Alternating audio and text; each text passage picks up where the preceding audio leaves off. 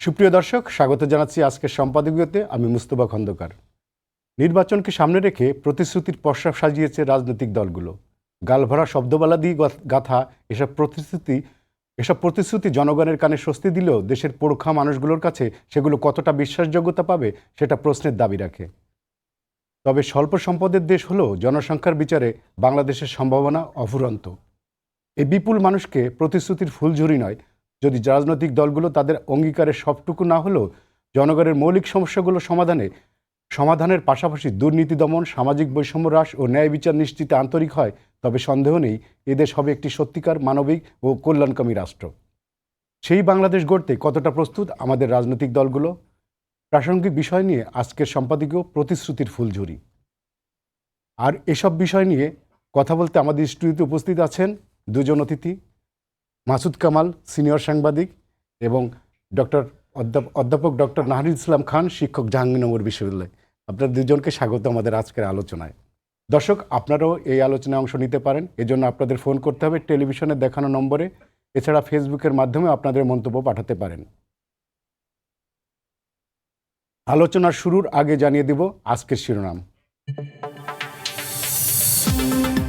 দুর্নীতির ত্রুটি চেপে ধরার অঙ্গীকার তারেক রহমানের, বললেন গিবতে পেট ভরবে না মানুষের, যতই বদনাম করুক দেশের কল্যাণে কাজ করে যাবে বিএনপি।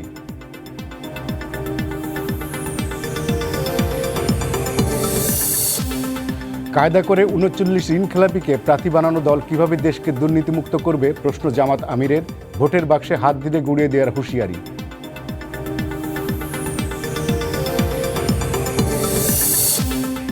পথে পথে ভোটের আমেজ, দেশ জুড়ে নির্বাচনী প্রচারের উচ্ছ্বাস, ভোটারদের কাছে টানতে নানা প্রতিশ্রুতি, পাল্টাপাল্টি অভিযোগ প্রার্থীদের।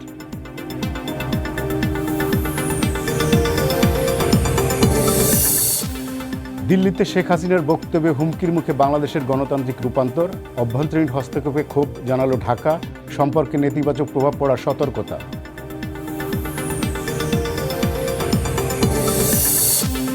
এবং আদানির বিদ্যুতে বাংলাদেশের গচ্চা $10 বিলিয়ন, বছরে বাড়তি গুনতে হচ্ছে $500 মিলিয়ন, আইনি লড়াইয়ের পরামর্শ চুক্তি পর্যালোচনা কমিটির।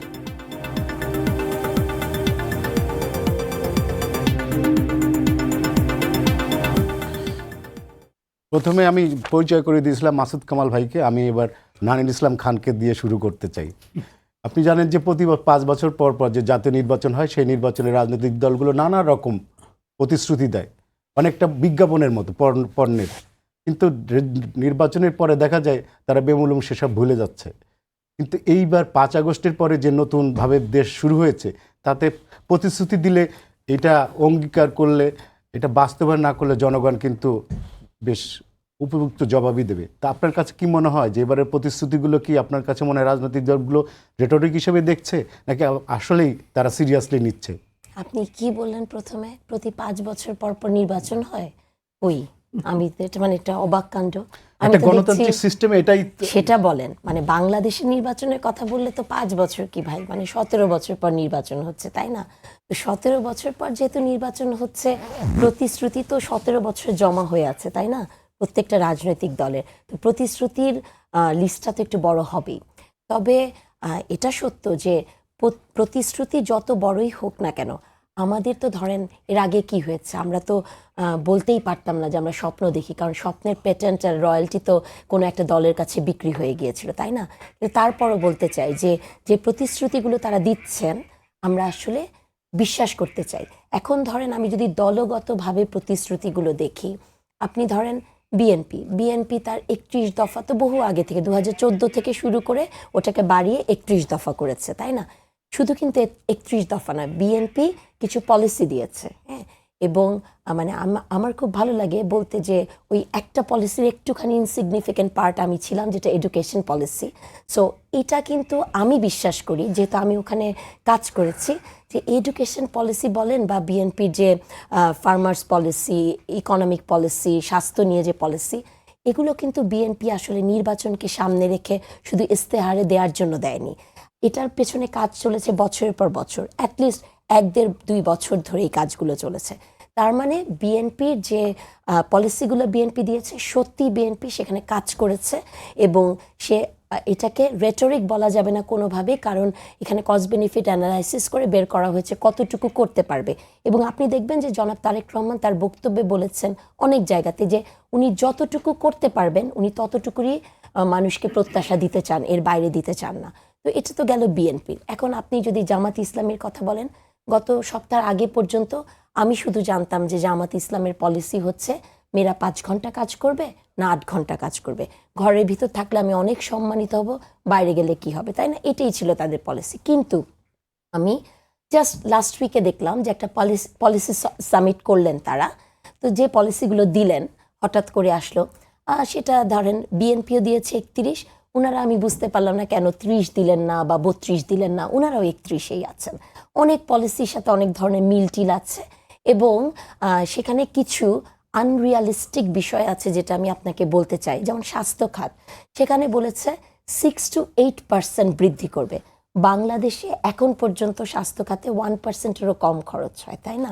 এটা একটা আনরিয়ালিস্টিক। এবং তার সাথে সাথে বলছে কি আবার ট্যাক্স কমাবে, মানে আপনি ট্যাক্স কমাচ্ছেন, আবার হচ্ছে আপনার স্বাস্থ্য খাতে এত বিনিয়োগ করবেন, আবার তারপরে বলছেন যে আপনি মানে নারী আবার উনাদেরকে ছাড়ে না, মানে নারীদের জন্য আলাদা বিশ্ববিদ্যালয় বানাবে। আমি বুঝি না যে নারীকে কেন সবসময় তার মেইন স্ট্রিমের বাইরে যে আলাদা একটা প্রাণী বা প্রজাতি হিসেবে দেখতে চায়, মানে এটা আমার বোধগম্য নয়। সো ওনারা বলেছেন ইডেন এবং বদরুন্নেসা এটা মিলে নাকি পৃথিবীর সবচেয়ে বড় একটা নারীদের বিশ্ববিদ্যালয় করবে। আমি জানি না যে জামাত ইসলামী যারা এগুলো বলেন পৃথিবীর সবচেয়ে বড় বিশ্ববিদ্যালয় সম্পর্কে তাদের কতটুকু ধারণা আছে। এটা গেল। তারপরে দেখবেন বলেছে যে স্কলারশিপ দিবে 100 জনকে। কিসের ক্রাইটেরিয়াতে সেই 100 জনকে দিবে? আবার বেকারদেরকে নিশ্চয়ই তাদের কাছে একটা ব্যাখ্যা আছে। ওই যে ব্যাখ্যা যেগুলো থাকে, ওই যে ওনারা তো আসলে বছরের পর বছর ধরে এরকম স্কলারশিপ দেয়, এটা তো তাদের জন্য নতুন কিছু না, তাই না? আপনি জানেন পার্টিকুলার কিছু কোচিং সেন্টার আছে বা ওনাদের স্কলারশিপ দেওয়ার ওয়েটা একটু ডিফারেন্ট, তাই না?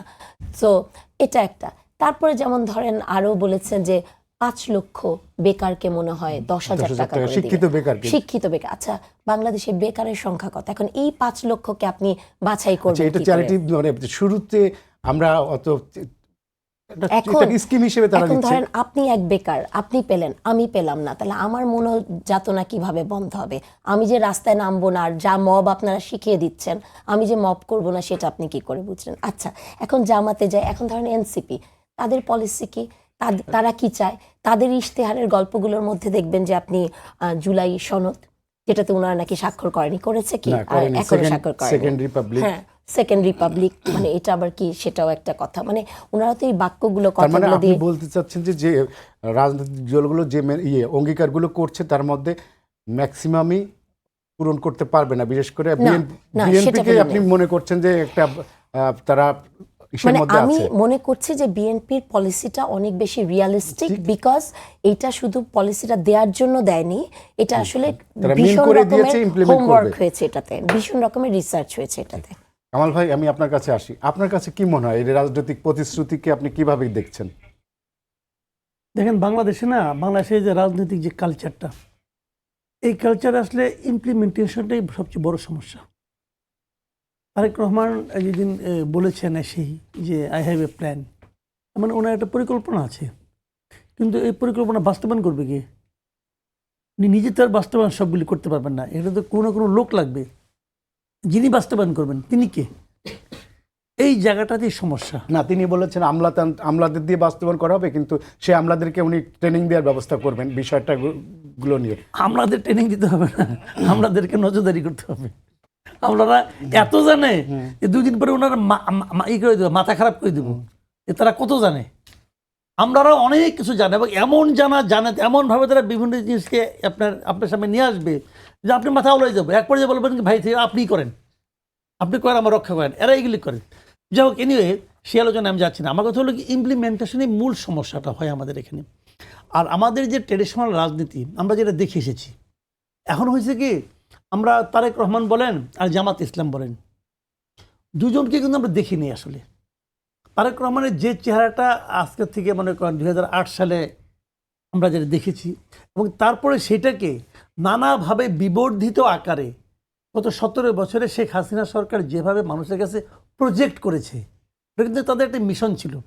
প্রজেক্ট করে তারা নানাভাবে, সেই প্রজেকশনের সঙ্গে কিন্তু তারেক রহমানের বর্তমান যে চেহারা, যেটা আমরা ভাবতে চাচ্ছি, ওনার কথাবার্তার আলোকে আমরা চিন্তা করতে চাচ্ছি, তার কিন্তু কোনো মিল নাই।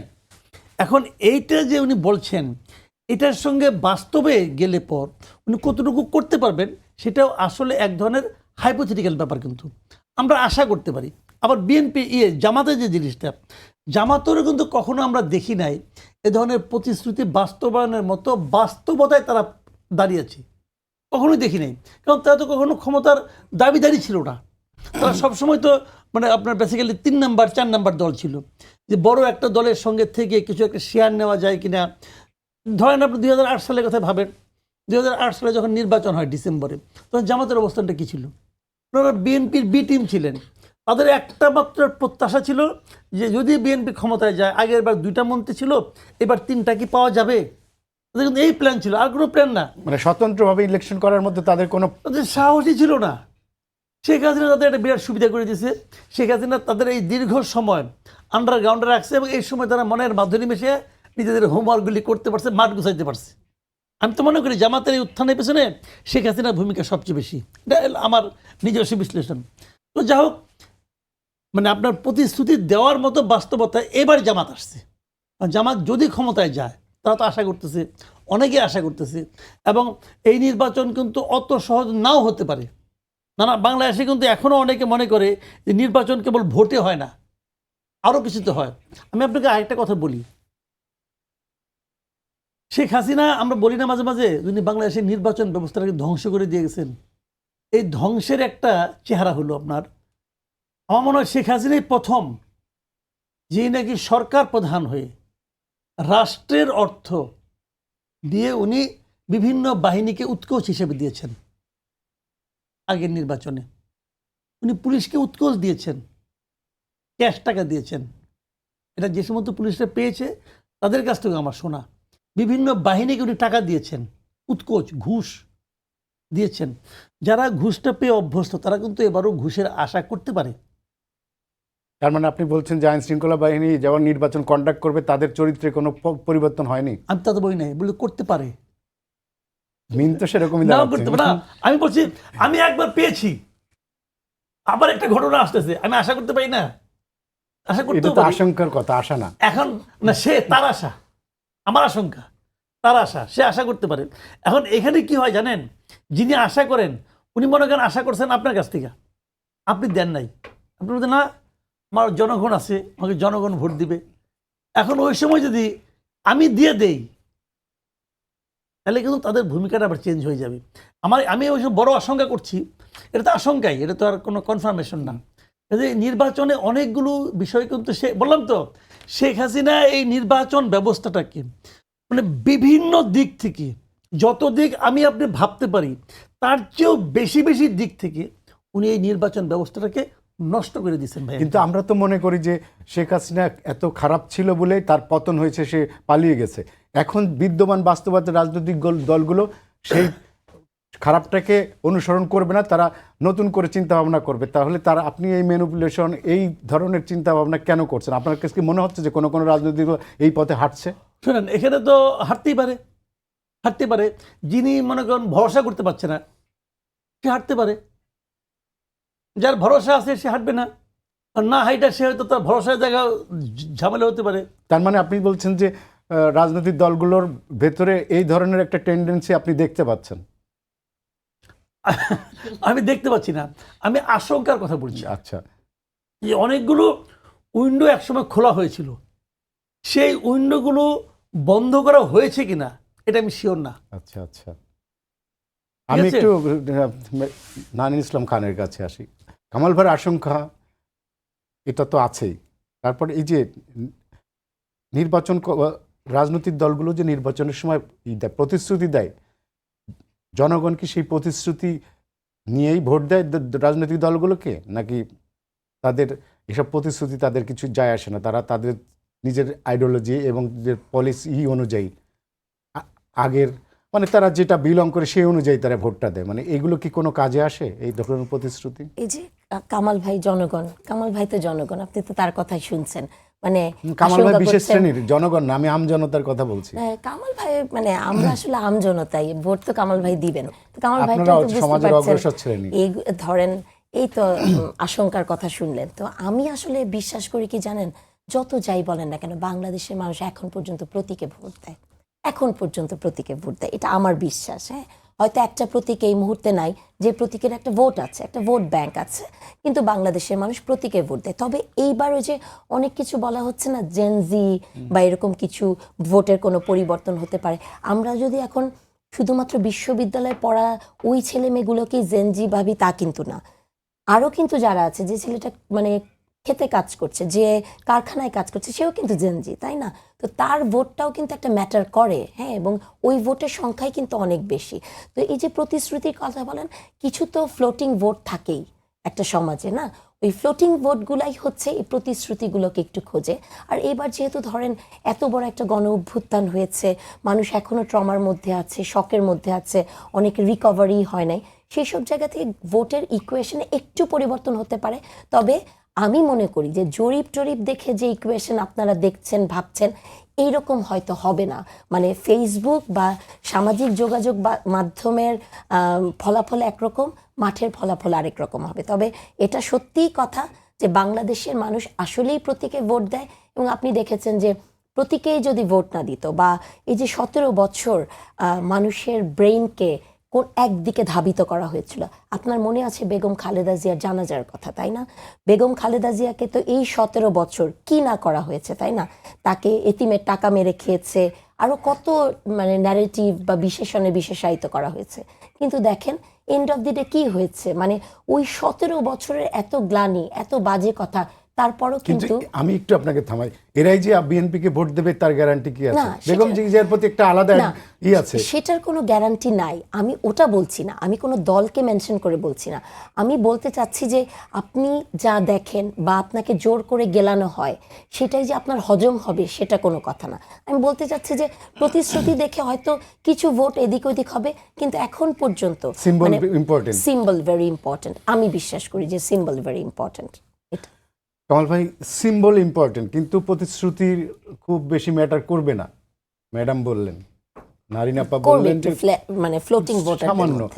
আপনার কাছে কি তাই মনে হয়? তাহলে নির্বাচন রাজনৈতিক দলগুলো নির্বাচনী ইশতেহার দেয়, ম্যানিফেস্টো দেয় ঘটা করে, তাতে কি মানে? দেখেন, আমি যে একটু আগে একটা কথা বললাম না, ষড়যন্ত্র। দেখেন আজকে তারেক রহমান আপনি একটু আগে সবকিছুর মধ্যে ষড়যন্ত্র না, না, করছেন আমি বলছি, আজকে। দেখেন, তারেক, আমি খুঁজতেছি না। আচ্ছা, তারেক রহমান ফেনীতে যে মিটিংটা করছেন সেখানে কি বলছেন, এখন আবার একটি দল ষড়যন্ত্র শুরু করেছে বলেছেন, কিন্তু উনি কিন্তু ষড়যন্ত্রের কথাই বলছেন। আবার একদিন আগে আপনার এই ভৈরবে মিটিং করেছেন, সেখানেও একই কথা, আবারও একটি দল ষড়যন্ত্র করছে। ষড়যন্ত্র জিনিসটা কি আপনি আমাকে বলেন? তারেক রহমান কি ইঙ্গিত করছে? ষড়যন্ত্র কি করবেন আপনি? ইলেকশন করবেন ভাই, এগুলো ষড়যন্ত্রটা কি? তাহলে ইলেকশনে কি হয়? ভোট হয়, পাবলিক যে ভোট দিয়ে আসবে। তো এর মধ্যে ষড়যন্ত্র মানে কি? মানে এই ভোটের বাইরেও কিছু একটা ঘটতে পারে। কিন্তু এটা তো উনি কোনটা মিন করছে এটা তো আপনি বলতে আমি পারেন জানি না। না, তো আমার তো এটা জানার দরকার নেই, কারণ উনি যে মিন করছে ওটা উনি জানে, এবং উনি কিছু কিছু জানাচ্ছেও বিভিন্ন সময়। আমি আমার মতো করে বলতেছি যে কি হতে পারে। উনি যখন এটা বলেছেন তখন আমি কিন্তু চিন্তা করতেছি উনি এটা কেন বললেন। আমার চিন্তার থেকে আমি যেটা পাইছি এটা আমি শেয়ার করলাম। যে কথাটা আলোচনা হচ্ছিল আপনার মার্কা নিয়ে, মার্কা ইম্পর্টেন্ট, মার্কা ইম্পর্টেন্ট। বাংলাদেশে অনেক লোকই আছে, আমি নিজেই শুনেছি যে এই মির্জা ফখরুল ইসলাম আলমের একটা ঘটনা শুনছি যে উনি নাকি গেছেন ভোটের জন্য, ওনার তো বললো যে ওনার গেছেন, ওনাকে এক বৃদ্ধা মহিলা বলতেছেন যে বাবা তুমি তো লোক ভালো, তোমাকে তো ভোট দিতাম, কিন্তু তোমার মার্কাটা তো ভালো হয় নাই। হ্যাঁ, তোমার মার্কাটা তো ভালো হয় নাই। মানে মার্কাটা মানুষ অনেক বুঝে। যদি আমি সেটাকে হিসাব রাখি তাহলে কিন্তু মানে জামাত ইসলাম একটু পিছিয়ে আছে ওই হিসাবে। এই কারণে 2008-এর নির্বাচনের পর এই সময়ে বাংলাদেশের মানুষ দাঁড়িপাল্লা মার্কাটা দেখে নাই, একদমই দেখে নাই। কারণ 2014-তে তারা নির্বাচন করে নাই, 2018-তে তারা নির্বাচন করেছে ধানের শীষ প্রতীক নিয়ে, 24-এ তারা নির্বাচনে ছিল না। এই সময় কেউ দাঁড়িপাল্লা মার্কা দেখে নাই। এমনকি রাজনৈতিক কর্মকাণ্ড তারা দাঁড়িপাল্লা মার্কা নিয়ে এই সময় করতে পারে নাই।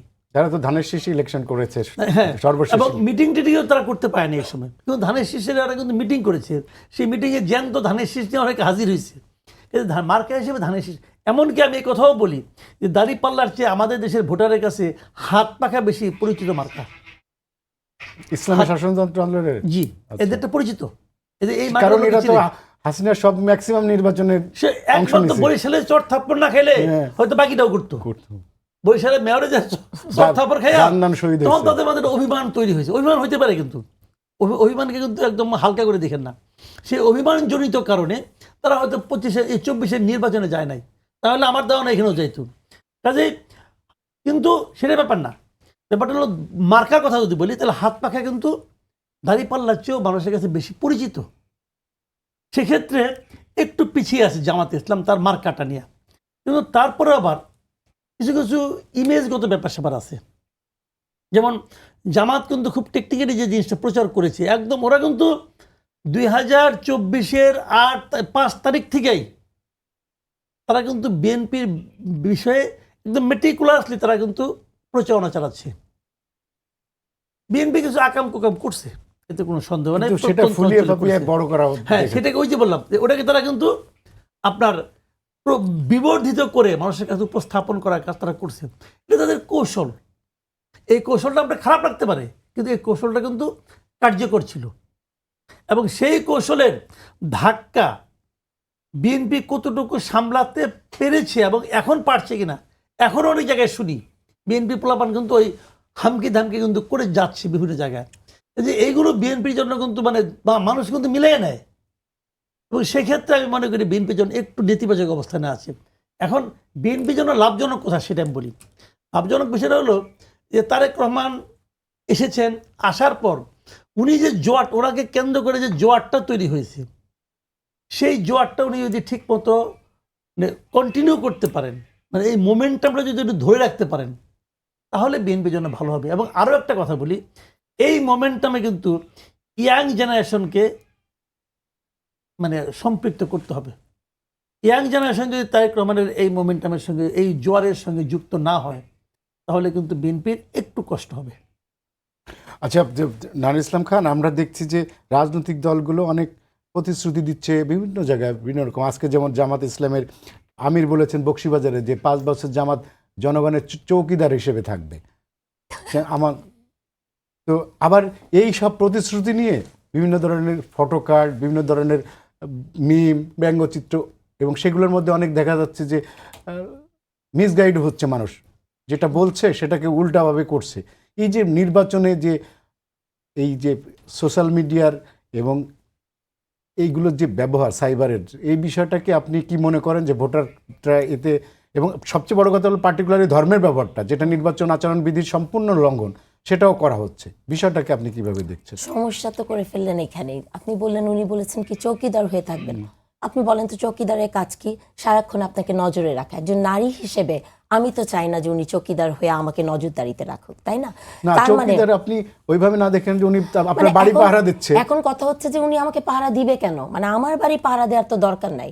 মানে আপনি যেটা বললেন, উনি যদি চৌকিদারি বলেন 5 বছর ওনার চৌকিদার হয়ে থাকবে। বাংলাদেশের একজন নারী হিসেবে আমি তো চাই না যে কেউ আমার পেছনে চৌকিদারি মানে ফলাও করুক, আমাকে চোখে চোখে রাখুক, তাই না? এটা তো আসলে জামাতে ইসলামীর একটা পার্ট, তাই না? তারা সবাইকে চোখে চোখে রাখতে চায়, পার্টিকুলারলি নারীকে রাখতে চায়। না, এরকম কিছু উনি আজকে বলেননি। উনি এরকম তো বলে না, কিন্তু এই যে আজকে এই কথাটা বললাম না, এরপর এটা বিশ্লেষণটা, যেমন 5 ঘন্টার কথা যখন বলেছিলেন তখন বললেন, পরবর্তীতে ওনাদের নেত্রীরা এসে টেলিভিশনে বলা শুরু করলো যেটা নাকি ম্যাটারনিটি লিভের কথা তখন বলেছে, আসলে কিন্তু বলে নাই। তো ক্ষণে ক্ষণে এটা পরিবর্তন হয় ওনাদের। তো এটা মাসুদ কামাল ভাই বলছিলেন যে কথাটা, যে দাড়ি পাল্লা তো মানুষ চোখে দেখে নাই। আপনি চোখে যেটা না দেখেন সেটাই তো অপার্থিব, তাই না? সেটাই পরলৌকিক বিষয়। তার মানে এই কারণেই কিন্তু ওনারা এই বেহেস্তের কার্ড বিক্রি করছে, তাই না? কারণ এতদিন দেখে নাই মানুষ, ওইটার সাথে এটা মিলে বেহেস্তের কার্ড বিক্রি করে। এখন আপনি যেটা বললেন যে সোশ্যাল মিডিয়াতে, হ্যাঁ, যে সোশ্যাল মিডিয়াতে যে এইগুলো আসে, এটা তো সত্যি। মানে আপনি যেভাবে ধর্মকে, আমি সবসময় একটা কথা বলি যে জামাতে ইসলামী ইসলাম নিয়ে রাজনীতি করে না, তাহলে রাজনীতিটা অনেক সুন্দর হতো। জামাতে ইসলামী রাজনীতি করে ইসলামিক সেন্টিমেন্ট নিয়ে। এই যে দেখেন যেসব জায়গাতে, মানে এই কথাটা কিন্তু আসলেই সত্য যে গত 17 বছরকে আরো দীর্ঘ সময় ধরে বাংলাদেশের প্রত্যেকটি নারীর দ্বার প্রান্তে, বেশিরভাগ নারীর দ্বার প্রান্তে কিন্তু জামাতে ইসলামী পড়েছে। সুন্দর করে কথা বলে, আপনাকে ইসলামের দাওয়াত দেয়, তাই না, এগুলো করে। কিন্তু মানে এরা এই কাজগুলো করে ঠিকই, কিন্তু তার সাথে ইসলামের কতটুকু সম্পর্ক আছে? যেমন ধরেন জামাতে ইসলামী তাদের 43% নারী আছে তাদের দলে, তারা বলেন তারা একজন নারীকেও খুঁজে পান না নমিনেশন দেওয়ার জন্য, তাই না? কিন্তু এই জামাতে ইসলামী কাকে নমিনেশন দেয়? একজন হিন্দুকে, যেটা নাকি মানে আপনি যদি ইসলামের রাজনীতিই করেন, মানে এটা তো বলাই মানে সত্য যে ইসলাম মূর্তি পূজাকে মানে নিষিদ্ধ। হ্যাঁ, তো সেই জায়গাতে আপনি একজন হিন্দুকে নমিনেশন দিতে পারেন, কিন্তু একজন নারী আপনার কাছে এতই মানে এতই ভয়ঙ্কর জিনিস দিতে পারে না। কিন্তু এখন একটা বয়ান তারা বলছেন যে যখন উচ্চকক্ষ হবে অথবা সংরক্ষিত, প্রচুর নারীকে তারা দিবে। তার মানে নারীকে তারা কখনোই মেইন স্ট্রিমে আসতে দিবে না। নারী সবসময় থাকবে মানে তাদের ছায়া হয়ে, যে কাজগুলো জামাতে ইসলামের নারীরা সব সময় করে। আমি জামাতে ইসলামীর একজন নারী নেত্রীকে প্রশ্ন করেছিলাম যে আপনারা যে বলেন যে জামাতে ইসলামীতে আপনারা নারীরা অনেক বছর ধরে কাজ করছেন, নারীর বিষয়ে সিদ্ধান্তগুলো কত ঘন্টা কাজ করবে, ঘরের ভিতর এটা কি নারীদের মানে কাছ থেকে এসছে? নারীদের ডিসিশন নিয়ে হয়েছে? নারীর ডিসিশন যতদিন পর্যন্ত এই সমাজে পুরুষ নিবে ততদিন পর্যন্ত নারীর অবস্থায় এরকমই থাকবে। তো এগুলা হচ্ছে কি আসলে মানে ধর্মের কার্ড খেলে, কারণ এইরকম একটি দেশে মানে একটা দরিদ্র দেশ, তাই না, প্রচুর, যেখানে ধরেন মানে সাইন করতে পারলে আপনি শিক্ষিত, এরকম একটা দেশে এই ধরনের গেম প্লে করাটা খুব ইজি। যেমন জামাতের আমির বলেছেন যে বিএনপির কাছে ফ্যামিলি কার্ড আছে আর আমাদের কাছে আছে হচ্ছে কি জনগণ হচ্ছে তাদের কার্ড। আপনি চিন্তা করেন আপনাকে কার্ড মনে করে, কি ভয়ঙ্কর কথা। মানে আমাকে কেউ কার্ড মনে করে সেটা প্লে করলে I would not gonna accept it, তাই না? তার মানে যে দেখেন চকিদার আপনাকে কার্ড মনে করছে, সব কিছুর মধ্যেই কিন্তু এক ধরনের মানে ডমিনেন্ট করা, মানে নিজেকে সুপ্রিমেসি ভাবা, হ্যাঁ সুপ্রিমেসি ভাবার একটা জায়গা আছে, এবং এটা তো তারা করে আসলে। এখন কি আর করব ভাই। তো বাংলাদেশের তবে একটা কথা বলি, আমার সাথে কয়েকদিন আগে একজন গার্মেন্টস মালিকের কথা হচ্ছিল, এবং মালিকটি একজন নারী। তিনি আমাকে বলেছেন যে আপা, যতই এগুলো বলেন না কেন, যে নারীগুলো গার্মেন্টসে কাজ করে তারা প্রতিনিয়ত এসে প্রশ্ন করে যে জামাতে ইসলামী ক্ষমতায় আসলে আমরা কাজ করতে পারবো তো? তার মানে এটা এখন বাংলাদেশের খেটে খাওয়া নারীদের একটি প্রশ্ন, যতই আপনি ধর্মের কার্ড প্লে করেন না কেন। কমল ভাই, এই যে প্রতিশ্রুতি বলছে বিভিন্ন ধরনের, এই ফ্যামিলি কার্ড দেবে, জামাত যেমন বলছে যে 5 বছরের নিচে এবং 60 ঊর্ধ্বদেরকে তারা বিনামূল্যে চিকিৎসার সুবিধা দেবে। কামাল ভাইয়ের বয়স কত? তো অনেক ধরনের প্রতিশ্রুতি, কিন্তু আমাদের সীমিত সম্পদ, এত জনগণ, এই প্রতিশ্রুতিগুলো আসলে আমাদের সেই রকমের সম্পদ আছে কিনা যে এগুলো কি করার জন্য? এগুলি তো অনেকে করতেছে। আমাদের রাজস্ব আয়ের 70% ব্যয় হয় হলো সরকারের বেতন ভাতা এবং এইসব আনুষ্ঠানিক কাজ করার জন্য। এই সরকার কি করলো, পে কমিশন করে বেতন বাড়াই দিল, ডাবল করে দিয়েছে। আরও 1,06,000 কোটি টাকা লাগবে বেতন দিতে। 70% তো অলরেডি দেয়, তা আরও 70% কই পাবো? কেউ হিসাব করে? এগুলো হলো জনতুষ্টির জন্য করে, এবং আগামী সরকারকে বেকায়দায় ফেলানোর জন্য এই সরকার করছে। এখন তারা যেগুলো করতেছে এটা জনতুষ্টির জন্য। আমি এই মাঝখানে একটু ছোট একটা কথা বলি এই চৌকিদার প্রসঙ্গে। আমি জামাত ইসলামকে বলবো, আপনারা স্লোগান দিলে একটু সাবধানে দিন। এই চৌকিদার কিন্তু ভারতীয় জনতা পার্টির একটা স্লোগান। 2019 সালে নির্বাচনের সময় কংগ্রেসের পক্ষ থেকে একটা স্লোগান উঠাইছিল আপনার কি বলে আরে রাহুল গান্ধী বলছিল স্লোগান, যে তখন আপনার রাফাল কেনাকাটা হচ্ছিল, তখন বলছিল যে চৌকিদার চোর হায়, এই স্লোগানটা উঠছিল, চৌকিদার চোর হায়। তখন বলে যাদের দিছি পাহারা দিতে তারাই চুরি করতেছে। তখন এর জবাব দিতে যে বিজেপি বলছিল যে মে হু চৌকিদার, মে ভি চৌকিদার, মানে আমিও চৌকিদার, সবাই চৌকিদার তারা। এবং কেবল তাই না, মোদি তার যে টুইটার অ্যাকাউন্ট ছিল সেটা নরেন্দ্র মোদী টুইটার অ্যাকাউন্টের নাম চেঞ্জ করে করছিল চৌকিদার নরেন্দ্র মোদী। তো ওনাদেরকে বলবো একটু সাবধানে বললেন, তখন লোকজন কিন্তু এর সঙ্গে মিলিয়ে ফেলাবো। অনেকে কিন্তু বলে যে বিজেপির সঙ্গে জামাতের একটা সম্পর্ক আছে, ওই সম্পর্ক আপনারা নিজের মানে তাড়াহুড়ো করে এস্টাবলিশ করতে যায়। জামাত তো সবসময় ওয়েলফেয়ার কান্ট্রির বিষয়ে বিশ্বাস করে, এবং তারা সব ক্ষেত্রে সেটাই তারা প্রচলন করার চেষ্টাই করছে। আমরা বিভিন্ন ছাত্র সংসদ ইউনিভার্সিটিগুলোতে দেখছি। তো তাদের এই মটোকে আপনি মেলাইন করছেন কেন? আমি তো মেলাইন করছি না, আমি ওনাকে বলছি যে ভাই স্লোগানের সময় তো লোকে লজিক দিয়ে করে না, মানে এটা নিয়ে দেখে না ওনারা একটা ঘাপড়ে পড়ে যাবে। কিন্তু ওয়েলফেয়ার পলিটিক্স করা ভালো, আমি এটা কিন্তু খারাপ মনে করি না। ওয়েলফেয়ার পলিটিক্স ভালো, কিন্তু সমস্যাটা জানেন কি, ওয়েলফেয়ার পলিটিক্সটা করতে হয় ছোট স্পেয়ারে। আপনি যখন সারা দেশের জন্য করতে যাবেন তখন আপনাকে লং টার্ম চিন্তা করতে হবে। আপনি দেশের সমস্ত মানুষকে ভাতা দিয়ে দিলেন, আমি দেশের সমস্ত মানুষকে ভাতা দেব, এটা আপনি বেশি দিন কন্টিনিউ করতে পারবেন না। তাহলে আপনি ইনকামটা কোথেকে করবেন, দিবেন কোথেকে আপনি? এটা একটা ইউনিভার্সিটিতে করা যায়, কিন্তু সারা দেশে করতে গেলে আপনাকে লং টার্ম করতে। লং টার্মটা কি, সারা দেশের মানুষকে এমনভাবে গড়ে তুলতে হবে তারা যেন শুরু আপনাকে করে আর দিয়ে ভাতা যাবে, দিতে না নেক্সট হয়। গভর্নমেন্ট সেটাকে ইমপ্লিমেন্ট করবে, কন্টিনিউ করবে। কে? জামাত শুরু করে দিয়ে যাবে একবারে, যে 5 বছর প্রথম আমি তা বলছি টেনুরে না। যে করবে। আপনি যদি পুরো দেশের মানুষের জন্য করতে থাকেন যে আমি দেশের সমস্ত মানুষকে বিনা পয়সায় খাবার দেব, এটা কমিউনিস্ট দেশগুলো শুরু করছিল, কেউ তো সফল হতে পারে নাই। এটা সম্ভব হয় না রে ভাই। এই যে আপনাকে তো উৎপাদনের দিকে তাদের মানে এই জিনিসটাই হলো বড় কথা, যে দৃষ্টিভঙ্গির ব্যাপারটা মুখে মুখে বলতে পারেন। ভাই ইউটোপিও চিন্তা করতে তো কোনো পয়সা লাগে না। পয়সা লাগে? আমি এমন একটা ব্যবস্থা করব সব লোক ভালো থাকবে, আমি এমন একটা ব্যবস্থা করব কারো চুরি করার প্রয়োজন হবে না, তাহলে পুলিশ বাহিনী আমার লাগবে না, কারো চুরি করার তো প্রয়োজনই হবে না। তো কি কারণে চুরি করবে? সবার ঘরে আমি একজনকে সুন্দরী নারী দিয়ে দেবো, কাজে অন্য নারী দিয়ে কেউ তাকাবে না। ভাই করেন না আপনি? মানে কি এটা সুন্দর কিভাবে দিবেন? সবার ঘরে দিয়ে সবার দিবে? ঘরে সুন্দর পুরুষ দিবে না কেন? সবাই ঘরে সুন্দর পুরুষ দিয়ে দেবো, হ্যাঁ। অন্য পুরুষ দিয়ে কেউ তাকাবে না। তো এটা বলা তো বেশ সহজ, এগুলো কল্পনার জগৎ, কিন্তু বাস্তবতার কল্পনা তো পার্থক্য আছে ভাই। আমাদের হাতে প্রায় সময় শেষ। আপনাকে আমি লাস্ট প্রশ্ন করি, সেটা হচ্ছে যে জামাতেও এককভাবে ক্ষমতায় এখনো পর্যন্ত আসেনি, বাংলাদেশের রাষ্ট্র ক্ষমতায় দেশ পরিচালনায় অভিজ্ঞতা খুবই তাদের নেই বললেই চলে এই জামাতের। বিএনপির অনেকের আছে, কিন্তু বিএনপির শীর্ষ নেতৃত্বের ওইভাবে নেই।